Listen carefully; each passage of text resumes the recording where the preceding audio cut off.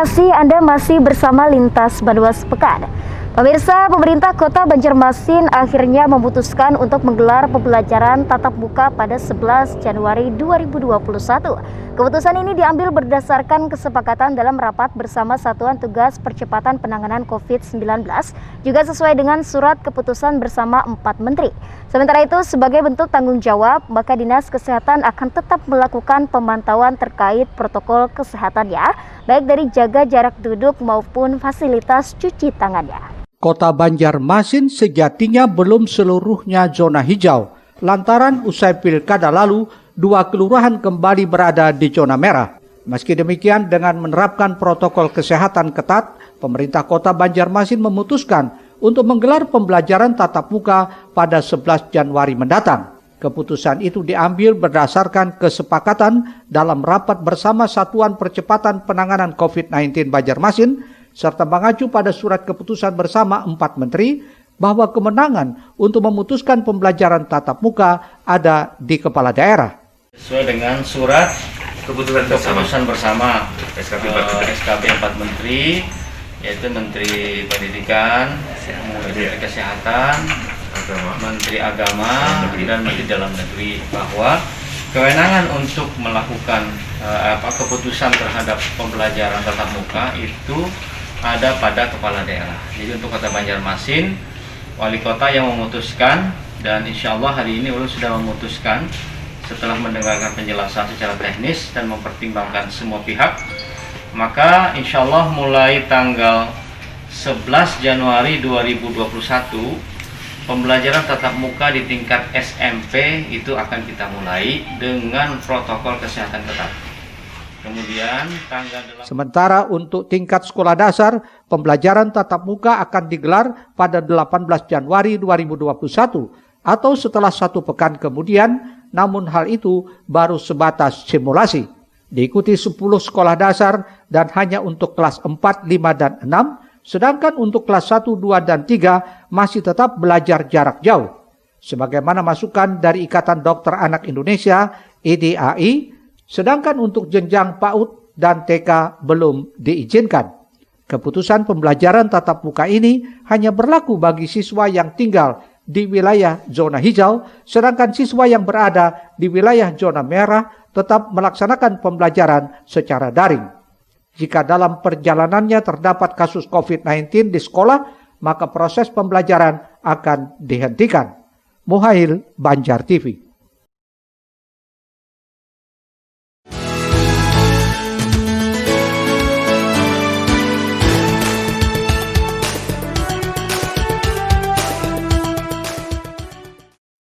Sebelum mengeluarkan rekomendasi pembelajaran tatap muka, Dinas Kesehatan Kota Banjarmasin terlebih dahulu telah melakukan visitasi ke berbagai sekolah. Hal ini guna memastikan tersedianya fasilitas cuci tangan dan teknis lainnya yang berkaitan dengan protokol kesehatan seperti jarak duduk antara siswa yang satu dan lainnya.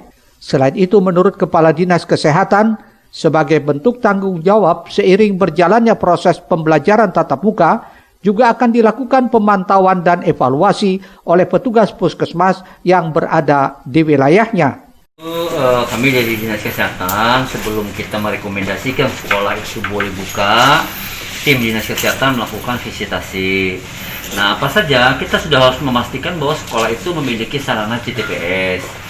Ya, CTPS. Kenapa CTPS bukan hand sanitizer? Tentu kita ingin mengedukasi kepada anak-anak siswa bahwa mencuci tangan itu jauh lebih baik. Hand sanitizer itu adalah alternatif. Yang kedua, ya kita juga harus memastikan bahwa jarak duduk siswa dengan yang satu dengan siswa yang lainnya betul-betul menjaga jarak. Artinya protokol kesehatan itu betul-betul terjaga.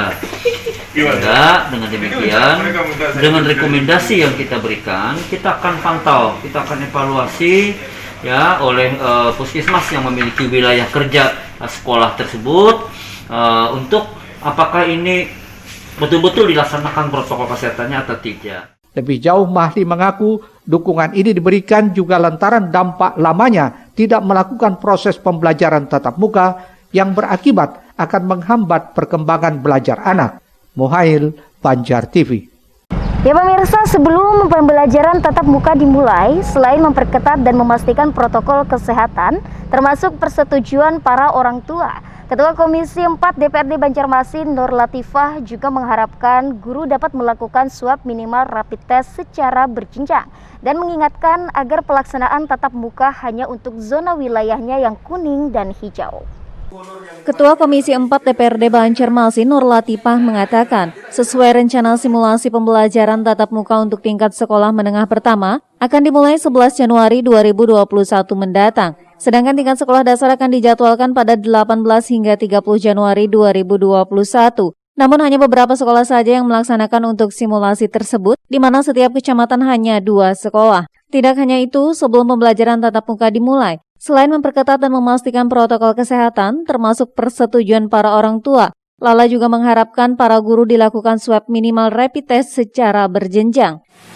Kami memberikan saran kepada Dinas Pendidikan bekerja sama dengan Dinas Kesehatan bahwa kalau bisa itu semua guru-gurunya harus dilakukan minimal rapid test atau swab. Nah ini karena ini kita kan sangat banyak sekali ya guru yang ada di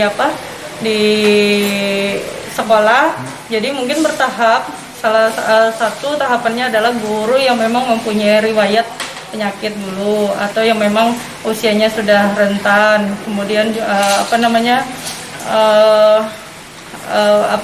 guru yang memang lagi sakit. Nah ini diprioritaskan dulu untuk dites swab ataupun rapid.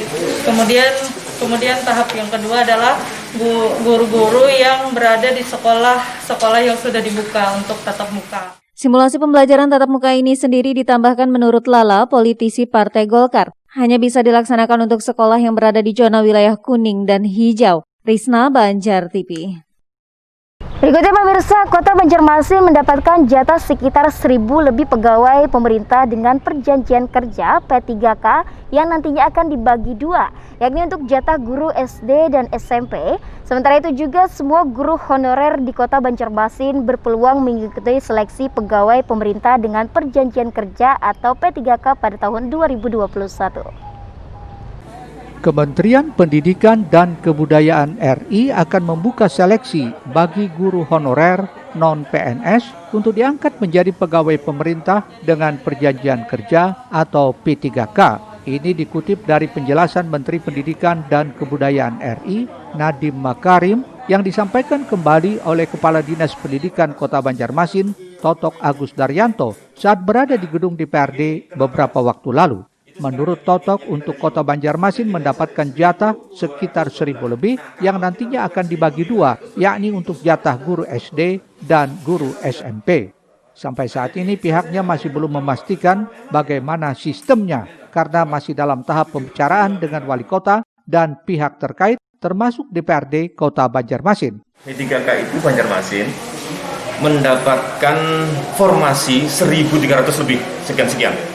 Nah, tetapi hari ini mau rapat, makanya saya merapat, belum ada keputusan pastinya apakah Kota Banjarmasin mengambil semua. Tetapi pembicaraan awal, Pak Wali setuju untuk mengambil semua formasi.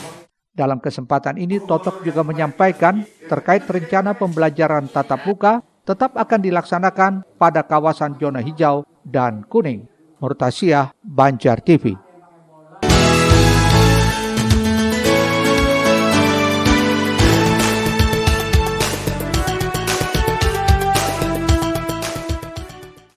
Kementerian Pendidikan dan Kebudayaan RI membuka seleksi guru honorer atau non-pegawai negeri sipil untuk menjadi pegawai pemerintah dengan perjanjian kerja atau P3K pada tahun 2021. Karenanya semua guru honorer di Indonesia, termasuk di Kota Banjarmasin, berpeluang menjadi P3K.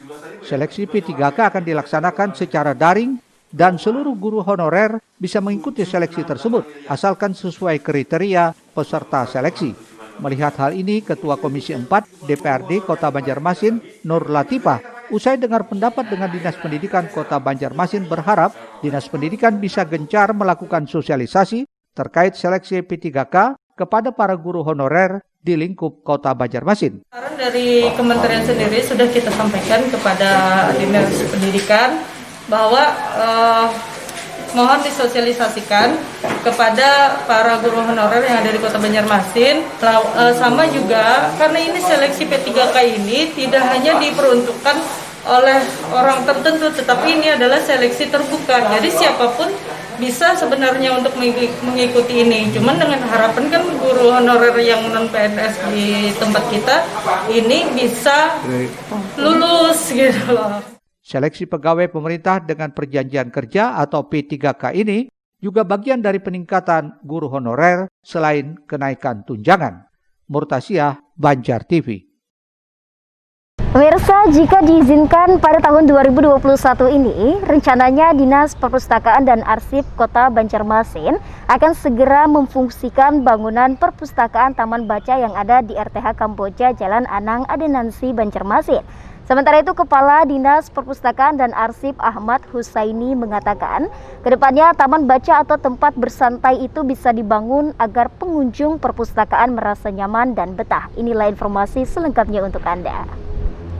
Bangunan perpustakaan yang ada di RTH Kamboja Jalan Anang Adenansi Banjarmasin sudah cukup lama rampung, namun hingga akhir Desember 2020 lalu, perpustakaan yang didesain cukup unik ini belum juga difungsikan. Kepala Dinas Perpustakaan dan Arsip Kota Banjarmasin saat ditemui belum lama tadi mengatakan, belum difungsikannya perpustakaan di area RTH Kamboja tersebut lantaran masih dalam suasana pandemi COVID-19. Apalagi RTH Kamboja juga memberlakukan pembatasan pengunjung yang ingin masuk ke kawasan tersebut. Meski demikian, Husaini mengaku di tahun 2020 ini sudah merencanakan untuk membuka perpustakaan taman baca di RTH tersebut karena semua sarana dan prasarana sudah cukup lengkap, termasuk wifi dan pendingin ruangan. Jika nanti diberikan izin, maka tak lama lagi perpustakaan tersebut akan difungsikan dengan menyesuaikan aturan protokol kesehatan COVID-19. Di 2021 ini kami kayaknya ada keinginan untuk memanfaatkan di sana. Nanti akan kami koordinasikan dengan dinas yang terkait, khususnya dengan lingkungan hidup. Nah, kalau memang nanti dibolehkan, kami akan memanfaatkan semaksimal mungkin dengan menyesuaikan aturan keprotokolan COVID.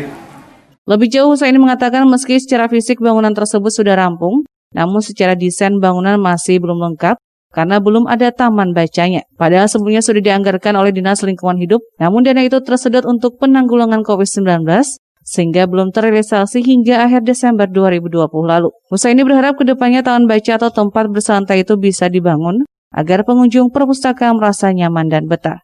Muhail, Banjar TV. Usai pariwara berikut ini kami hadirkan kerjasama bahan baku industri Gapok Tanuhut dan perusahaan. Tetaplah bersama kami.